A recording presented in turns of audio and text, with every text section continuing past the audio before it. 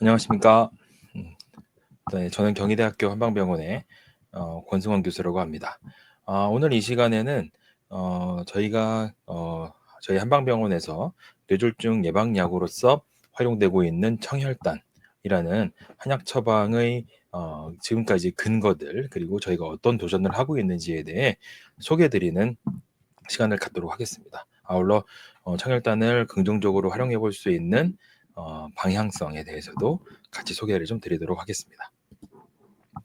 네, 오늘 소개해드릴 처방은 바로 이 청혈단이라는 말입니다. 여기 슬라이드에 보실 수 있는 것처럼 맑을 청, 그리고 피혈, 그리고 네, 이런 단약이라고 하죠. 청혈단이라는 이름이고요.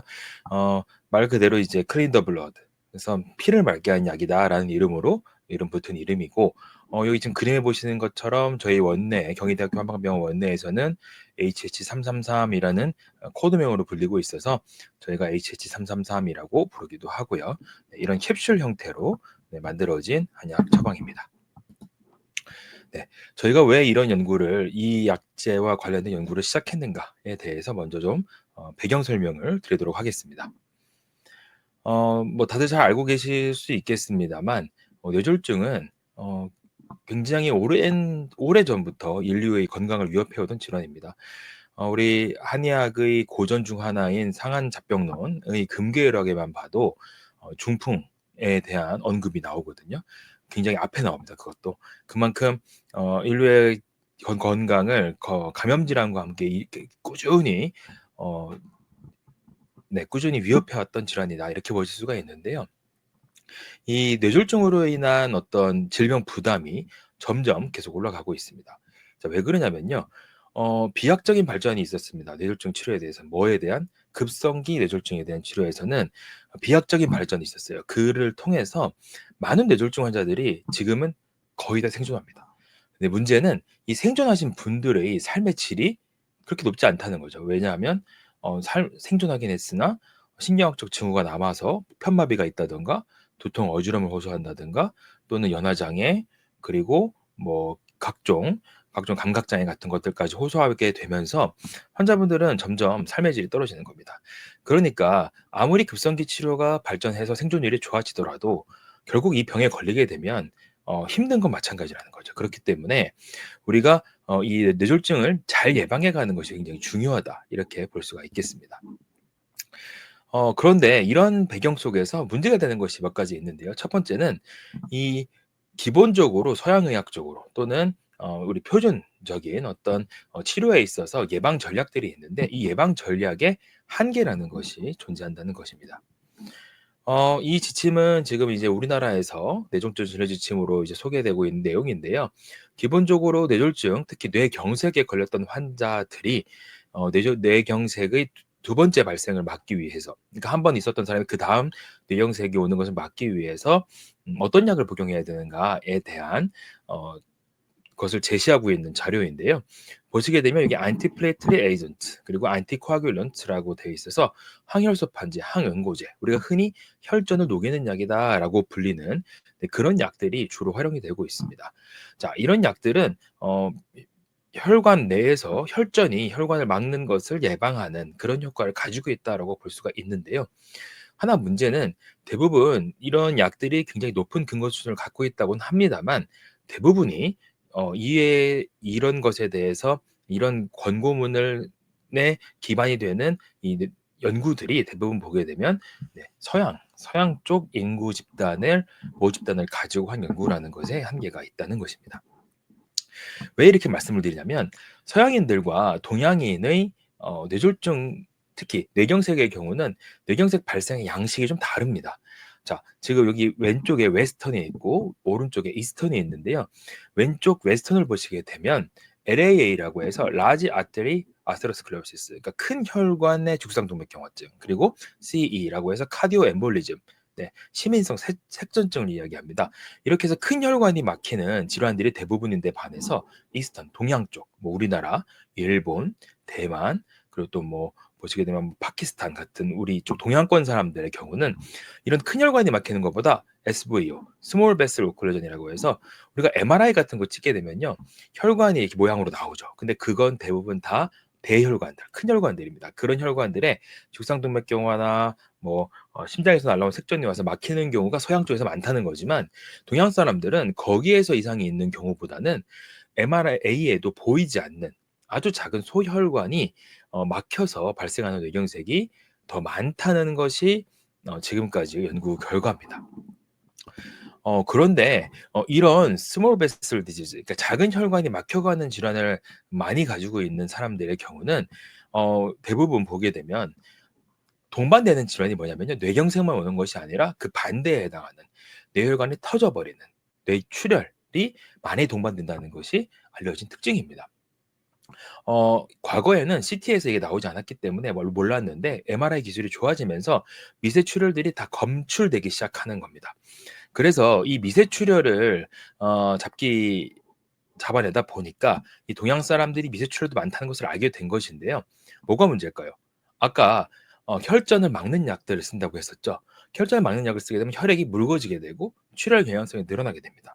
그런데 소혈관 내경색이 많은 동양 사람들에서는 그렇다는 것은 결국 이 미세 출혈이 늘어날 수 있다는 것을 의미하게 되는 것이죠. 그렇다 보니까 원래 갖고 있던 치료법에 한계가 있고 위험한 동양 사람들에서 어떻게 보면 또 위험할 수도 조금은 더 위험할 수도 있다는 것이 사실인데 그럼 어떤 대안이 있는가? 대안이 없다는 겁니다. 지금까지는. 그래서 우리 동양의학적, 그러니까 한의학적 치료법 중에는 그럼 예방에 도움이 될 만한 것이 있었을까를 놓고 한의표준 임상진료팀을 살펴봤더니 뇌졸중 예방에 대해서는요. 한약 치료의 경우는 권고 등급이 C, 원래 A, B, C, D거든요. A일수록 좋은 겁니다. 그런데 A부터 D까지 놓고 봤을 때 C라는 거예요. 그러면 높은 근거 수준은 아니죠. 그럼 아직도 한의학 쪽에서도 새로운 근거 창출이 필요하다라는 게 되겠습니다. 그래서 저희가 한번 주목했던 것이 뭐냐면 바로 외대비료에 나오고 있는 황련해독탕이라는 약입니다. 자, 이 황련해독탕은 원래는 감염 질환이 와서 뇌병변에 이상이 생긴, 그래서 선망하고 피를 토하고 이런 증상들을 보이는 환자들에게 쓰이던 약입니다. 그 이후에는 중풍 환자들에게 많이 사용되어 왔고요. 이런 역사성을 고려해서 저희는 이 황련해독탕을 기반으로 한 약을 개발해 보기로 한 겁니다. 여기에다가 대황이라는 약재가 굉장히 사화 효과도 좀 있긴 하지만 대황이라는 약재가 추가가 되게 되면 이 뇌졸중에 대한 복구 효과라든지 예방 효과도 좋을 수 있다는 근거들이 많이 있었기 때문에 이 황련해독탕과 대황을 함께 붙여서 대황 황련해독탕으로 만들고 이 약을 우리 과거 조상들께서는 다 물에 달여서 먹었죠. 근데 저희는 이걸 에탄올에서 추출하는 방식을 취합니다. 그래서 저희는 80% 에탄올을 추출을 해서 부작용을 최소화하고 효과는 극대화하는 방식의 이런 캡슐 형태의 약으로 만들어내게 된 겁니다. 그래서 현재 저희 경유의료원에서는 2019년에서 2021년 통계를 보게 되면 거의 3년 정도 외래에서 4,500케이스, 입원에서는 14,100케이스 정도의 처방으로서 활용이 되고 있는 그런 실정입니다. 네, 아까 말씀드렸던 것처럼 대왕항련 해독탕에다가 저희가 80% 에탄올을 추가해서 만들어낸 약이고 2알씩 복용하게끔 되어 있습니다. 2000년대 초반부터 다양한 실험 연구들을 해왔고요. 그 연구는 지금 왼쪽에서 보실 수 있는 논문에 다 정리가 되어 있습니다. 저희가 출판했던 논문이고요. 이 리뷰 논문에 기반이 된 다양한 실험 연구 결과들을 보시게 되면 기본적으로 항고지혈증 효과, 그리고 항산화 효과, 또 신경보호 효과, 항동맥경화 효과를 갖추고 있는 것으로 저희가 알게 되었는데 이 중에서 신경보호 효과나 고지혈증에 대한 방지 효과, 그리고 항산화 효과 같은 경우에는 아까 말씀드렸던 소혈관성 뇌경색의 주요 요인들 중 하나입니다. 그래서 이렇게 다양한 효과를 한 번에 낼 수 있다면 이 처방이 소혈관 뇌경색에 있어서는 예방 효과를 가질 수 있겠다. 특히 우리가 아스피린 같은 항혈전제로 항혈전제가 부작용을 일으킬 수도 있는 이런 소혈관성 뇌경색에 이 약이 대체제가 될 수 있겠다라는 생각을 하게 되었던 것이고요. 지금 보시다시피 이 처방에는 항혈전 효과가 그다지 부각되지 않는 처방입니다. 그렇다는 것은 항혈전 효과가 없이도 소혈관 뇌경색, 소혈관성 질환을 만드는 이런 산화 스트레스, 또 신경이 보호되지 않는 상황, 그리고 고지혈증 같은 것들을 개선할 수 있다면 항혈전 치료 없이도 예방할 수 있다는 거죠. 그래서 이 약으로 계속 저희가 연구를 해보게 되는 겁니다. 이런 그 맥락은요, 사실 저희만 생각하고 있는 것이 아니고 다양한 이런 스몰 베슬 디지즈, 소혈관성 질환을 연구하는 사람들도 계속해서 생각해 왔던 겁니다. 자, 이렇게 뭐 페트나 MRI, 뭐 CRP, TNF 알파 같은 다양한 지표들을 통해서 이것에 대해서 더 진단 잘할 수 있게 된 것이고요. 과거에는 안티 이스케믹 세라피라고 해서 아까 말씀드렸던 항혈전제를 활용해 왔지만 지금은 보시죠. 안티옥시던트, 항산화제라든가 산화 스트레스 방해제, 그다음에 슈퍼 옥시다이드 스캐벤저 같은 이런 산화 스트레스와 관련된 약을 사용해야 될 것이다라는 것이 현재까지 많은 과학자들의 의견입니다. 그래서 저희도 어떻게 보면 이쪽에 더 포커스를 맞춰서 연구를 계속 해오게 된 것입니다. 자, 그래서 저희는 뭘 생각했냐면 이 천혈단이 소혈관성 뇌경색을 예방할 수 있겠다라는 생각을 저희가 하게 된 것입니다. 그래서 저희 원내에서 이 약제를 계속 활용하면서 코호트 구축을 했고요. 그 코호트를 후향적으로 분석해 보았더니 기본적으로 천혈단과 항혈소판제를 복용, 그러니까 천혈단 단독, 항혈소판제 단독의 그 소혈관성 뇌경색 환자의 재발률을 아마 2년간 지켜봤더니 청혈단을 복용했을 때는 2%, 네, 항혈소판제만 복용했을 때는 8.2%, 이 8.2%가 굉장히 표준적인 수치입니다. 그만큼 청혈단을 복용했을 때 훨씬 재발률이 떨어졌다는 것이죠. 다음에 5년 연구를 해보니까 이 연구에서는 항혈소판제를 병용하면서 봤는데요. 3년 차에 됐을 때 2.6%, 4년 차가 됐을 때 4.7%, 5년 차가 됐을 때 누적 6.2%만 재발하는 것을 저희가 확인할 수가 있었습니다. 자, 이건 무엇을 의미하냐면은 점점점 우리가 뇌경색이 누적돼서 발생하게 되는데 통상적으로 항혈소판제를 썼을 때는 2년 안에 한 8에서 10% 정도 재발하는 것으로 되어 있습니다. 근데 저희는 3년을 넘어서도 항혈소판제와 이 청혈단을 같이 복용하게 되면 2.6에서 6.2% 정도의 재발만 있다는 것이죠. 자, 그렇다는 것은 항혈소판제를 복용할 때 청혈단을 같이 복용해도 훨씬 더 좋은 효과를 낼 수 있다는 것을 의미하는 것이고요. 같이 복용해도 되는 이유는 아까 말씀드렸던 것처럼 청혈단에는 항혈소판 효과가 없기 때문에, 산화 스트레스를 억제하는 효과만 있기 때문에 어, 항혈소판제의 효과를 더 증대시키거나 해서 이 다른 부작용을 만들거나 할 일이 적다는 것을 보실 수가 있기 때문에요. 이렇게 같이 활용해 봐도 좋고요. 이런 과정 속에서 눈에 띌 만한 부작용도 없었던 것을 저희가 확인하게 되었던 겁니다. 그런데 저희가 여기서 끝나지 않고 이 청혈단은 그럼 MRA에 보이지 않는 작은 혈관만 작용하는 것인가? 그렇지 않을 수도 있지 않을까를 생각하게 되는 겁니다. 네, 이렇게 좋은 약이 그렇지 않을 것이라 생각한 거죠. 그래서 저희는요, 그 정상인을 두고 정상인에게 이 청혈단을 복용시킨 다음에 대혈관, 특히 뇌 속에서 가장 큰 대혈관인 이 미들 세레브럴 아터리, 중대뇌 동맥에서의 뇌혈관 반응도를 초음파로 측정해 보게 됩니다. 뇌혈관 반응도라는 건 뭐냐면 우리가 뇌혈관이 위기 상황에 놓였을 때 뇌혈관을 확장하는 힘을 뜻한다고 생각하시면 좋겠습니다. 대부분 우리가 하면서 과호흡을 시키게 되면은 뇌혈관 반응도가 떨어지게끔 돼 있습니다. 그런데 청혈단을 복용시켜 보니까 복용하지 않았을 때는 자, 이렇게 과호흡을 시키는 뇌혈관 반응도가 떨어지는 것을 볼 수 있습니다. 시간에 따라서. 그런데 청혈단을 2알 복용시켰더니 이 연두색 선처럼요. 뇌혈관 반응도가 오히려 과호흡에도 불구하고 상승하는 것을 저희가 확인한 것이거든요. 그렇다는 것은 뇌혈관 반응도가 청혈단을 복용함으로써 호전될 수 있다는 것을 확인한 것이죠. 이건 무엇을 의미하냐면 항혈전 효과 없이도 뇌혈관이 좁아지는 것을 청혈단 복용을 통해 막을 수 있다는 것을 확인했다는 것을 의미하게 되는 겁니다. 자, 그래서 저희는 전체 뇌경색 확률, 그러니까 우리 동양인에 많다는 소혈관성 뇌경색뿐 아니라 전체 뇌경색 타입, 뭐 큰 혈관이 막힌 경우, 또 심장성 색전이 나온 경우도 모두 다 통틀어서 어떻게 될지를 한번 확인해 보았습니다. 19세 이상의 환자고 MRI나 CT로 뇌경색으로 진단된 사람에 대해서 2년 이상 경과 관찰을 한 경우에 대해서 저희가 평가를 해 보았던 것이고요. 그래서 2017년부터 21년 사이에 들어와서 2년 이상 복용했던 분들에 대해서 24개월간의 뇌졸중 재발률 그리고 청혈단 복용에 따른 부작용 유무를 판단해 보았습니다. 이걸 저희가 IRB 통과를 해서 진행했고 연구 등록도 진행을 해서 연구를 진행하게 된 겁니다. 그래서 뇌경색의 재발 여부는 어떻게 확인했냐? 차트상을 봤을 때 새로운 신경학적 증후, 새로운 뇌졸중 증상이 있으면서 거기에 해당하는 브레인 이미징, MRI나 CT가 있다면 저희가 이스케믹 스트로크, 허혈성 뇌경색이 재발했다라고 진단을 하게 된 것이고요. 자, 그랬더니 총 202명의 환자가 저희 풀에 들어오게 됐습니다.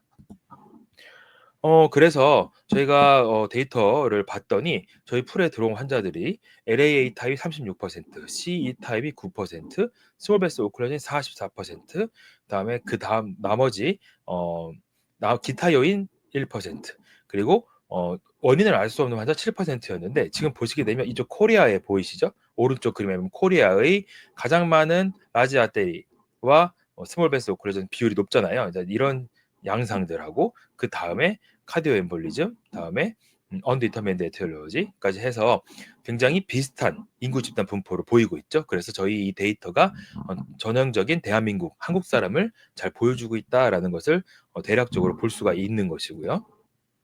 실제로 2년에 걸쳐서 뇌졸중 재발률을 한번 살펴봤더니 재발률이 2년간 4.4%였던 겁니다. 항혈소파제를 같이 복용하면서 봤을 때 4.4%. 역시나 스몰 베슬 오클루전, 소혈관성 뇌경색이 굉장히 낮은 재발률을 보였고 큰 혈관이나 신경성 색전 같은 경우는 약간 높지만 그동안 알려졌던 것들보다 훨씬 낮은 재발률을 보인 겁니다. 제가 아까 말씀드렸던 것처럼 아스피린이나 플라빅스 같은 어떤 클로피돌그렐 같은 항혈소파제를 복용해도 2년 안에 재발이 8에서 10%는 일어납니다. 근데 저희 데이터에서는 통틀어 4%였다는 것이죠. 굉장히 좋은 효과를 보였다라고 볼 수 있고요. 또 하나는 202명 중에 부작용을 경험한 사례는 없었다라는 것도 중요하다라고 보실 수 있겠습니다. 그렇기 때문에 우리가 항혈소 판제를 복용하고 있는 환자이더라도 항산화 효과를 노리면서 이 청혈단을 같이 복용했을 때 훨씬 더 뇌졸중 예방 효과를 더 볼 수 있다는 것을 알 수 있다라고 보시면 좋겠죠. 이 연구에 대해서는 더 정확한 자세한 내용을 보시고 싶을 경우 여기 지금 QR코드가 있습니다. 이 QR코드를 통해서 이 현재 저희의 연구 결과를 한번 더 확인해 보실 수가 있을 것으로 생각합니다. 추후 저희는 어떤 플랜을 갖고 있냐면요. 현재 소혈관성 뇌경색에 대한 더 검증된 효과를 보기 위해서 이중 맹검 임상 시험을 진행하고 있습니다. 대한민국 식약처 허가를 받아서 진행하고 있는 연구이고요. 저희가 US 마켓에 이렇게 경리 청혈단이라는 내용으로 런칭을 해서 지금 들어가 있습니다. 이것은 OTC로 지금 판매되고 있고 의사 처방이 아닌 약국에서 구입할 수 있는 약으로도 사용되고 있는 것이죠. 한국에서는 한의사 처방하에 지금 미국에는 약국에서 사 먹을 수 있는 약으로 지금 런칭이 되어 있다. 이렇게 보시면 될 것 같습니다. 이 사진은 저희 청혈단 팀 CHD이고요. 여기 지금 제가 제일 오른쪽에 보이죠? 저희 선배 교수님들부터 저희 같이 사업화 해주시고 계신 정영진 교수님까지 같이 여기 사진에 올라와 있습니다.